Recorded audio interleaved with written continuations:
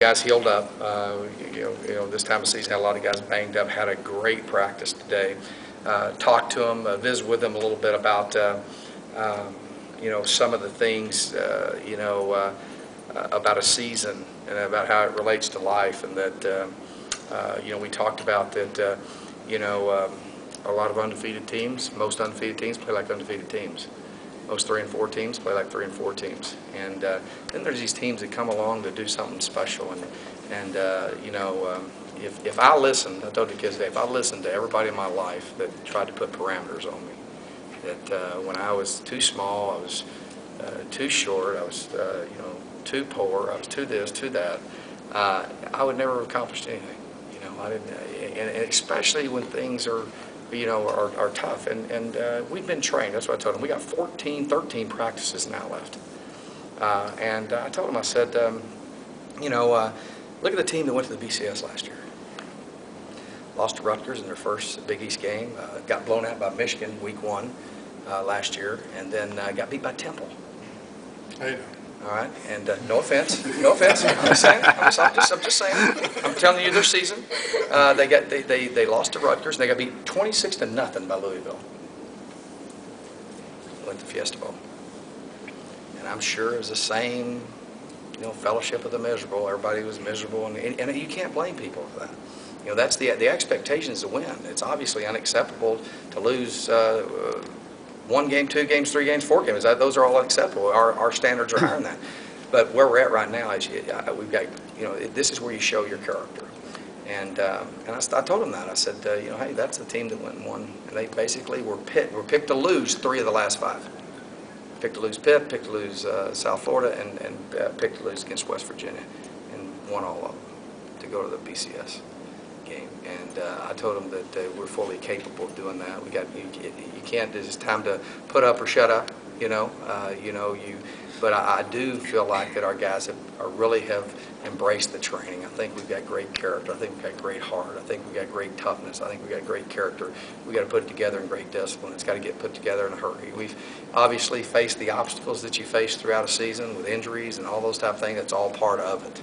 And you have to progress and move through that. But we started off practice with that, me just sharing that with them, and that what we have to do is utilize our training, utilize the training that we've had, and trust. Right now is the time to trust, and it's what you put into it is what you're going to get out of it. And so we had a great upbeat practice. We've had great practices this week, and our guys know what they have to do. So I felt really good about it. I was excited about how they responded today. We've got some guys we've got to get healed up. We got some guys that we look to have Nick's back, even though he's not full speed practicing right now because we're just being cautious. Todd is progressing through practice well, and we got the guys that are banged up from last week. So we're hoping that this time will heal some people up. But we're obviously not resting. We're working hard. And I told them what you do this time of year is get better fundamentally. So our guys are working hard, and we're focused on one single focus, and that's going and beating a UConn team, and a team that represents the story that I told was about them. So you can tell what they did last week. Didn't score an offensive touchdown, won the football game. A very, very impressive group, very tough, very disciplined character team. So we're sitting here 1-1. We're not 0-2. We're 1-1, and we got to figure out a way to go beat UConn. Questions?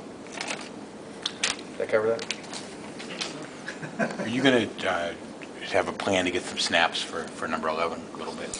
He's been taking some snaps this week. Clearly, Tino is the thing we're not going to do. We're not doing the switching the quarterback deal around. We're just not going to do it.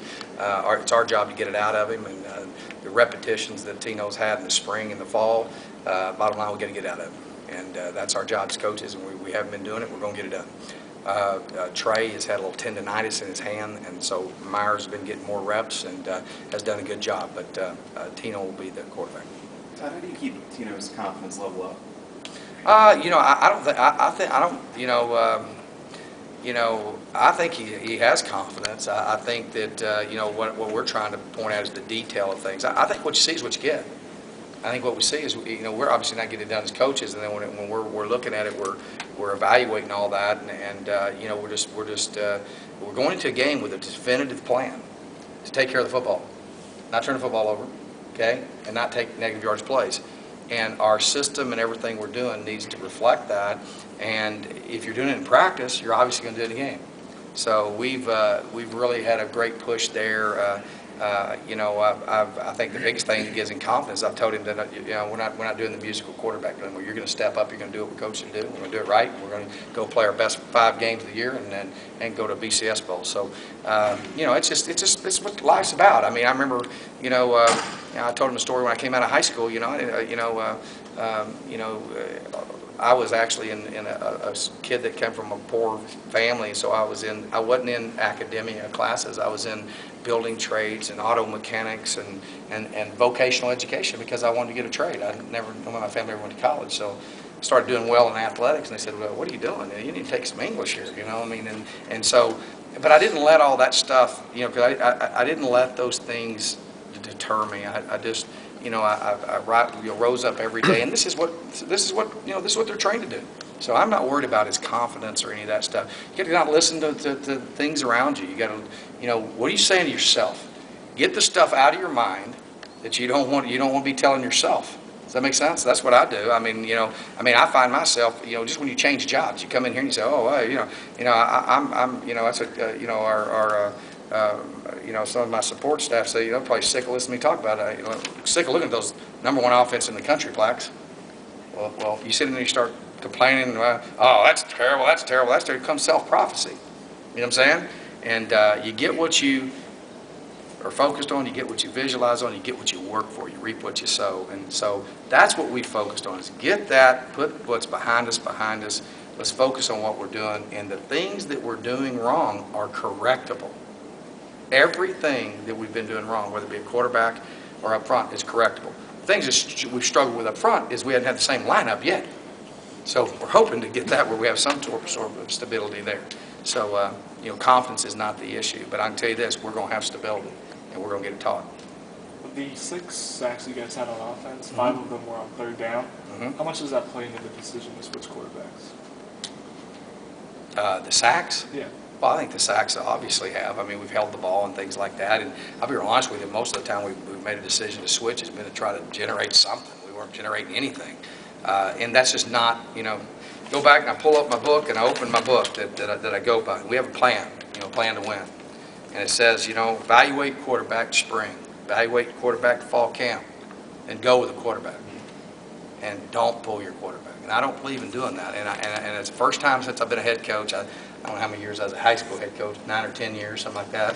And is that right? Okay. I don't want to misquote myself, but I can't remember. I know I've been a head coach here. It's about 6th year as a Division I head coach, and I've never done that.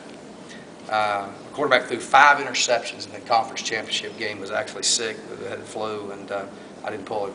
And I'm not saying that people have different opinions about that, but I think what's contributed a great deal to our inconsistency is the fact that you can't just play musical quarterbacks.